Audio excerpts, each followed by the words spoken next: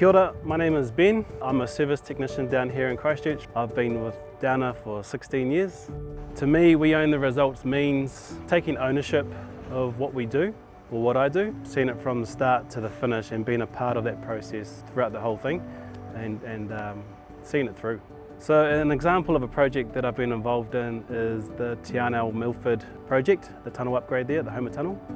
So I'm proud to be a part of that project because it was a unique opportunity for me to be a part of Downer and deliver on something that I had an input on. And seeing Downer collaborate in such a way just made me feel real cool. You know, it's not every day you get the opportunity to work with different parts of the company. Yeah, so when you have like a collaborative approach like that, everyone's different, so you need to approach it a bit differently as well, be open-minded.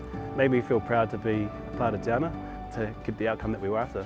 Arnold Downer, the founder of the company, it was one of his first major projects down in the Milford Sounds, and it was very special to be a part of a legacy that Arnold had started. And if they can build a tunnel, we surely got our stuff done as well. So owning the results is important for me at home as well as at work. A lot of my stuff that I do at home, I bring into my work life as well. So one of those is respect. I think that can go a long way.